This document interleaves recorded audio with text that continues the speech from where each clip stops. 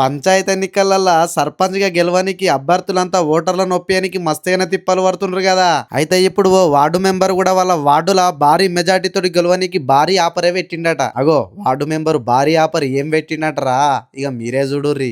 మండలం రౌతంపల్లి గ్రామంలో 6వ వార్డులో శివాని శ్రీకాంత్ అనే మేము నామినేషన్ దాఖలు చేయడం జరిగింది. వార్డు సభ్యులు అందరూ కలిసి భారీ మెజార్టీతో గెలిపించగలరని వార్డు సభ్యులకు తెలియజేస్తున్నాను.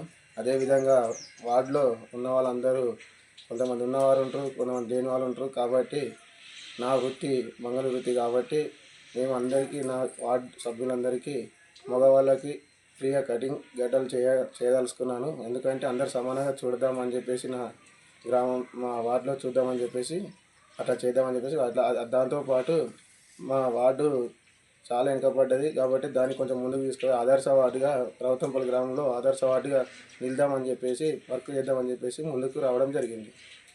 అగో ఇన్నరా, సిద్దిపేట జిల్లా దుబ్బాక మండలం రగొత్తంపల్లి ఊర్ల 6వ వార్డులో ఇట్లా శ్రీకాంత్ అనేట ఆయన వాళ్ళ భార్య శివాని తోటి నామినేషన్లు వేయించిండట. అయితే 6వ వార్డులో ఉన్న వార్డుల పబ్లిక్ అంతా కూడా వాళ్ళ భార్యను భారీ మెజారిటీ తోటి గెలిపియనీకి ఇట్లా పెద్ద ఆపరే పెట్టుకొచ్చిండు.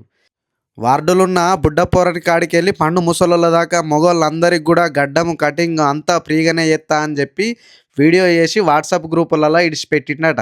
ఇప్పుడు ఈ వాట్సాప్ గ్రూపులలో వీడియో ఒక్క రగొత్తంపల్లి కాడనే కాదు, ఇంటర్నెట్లో మొత్తం ఇరుగా మరగా తిరుగుతున్నదట.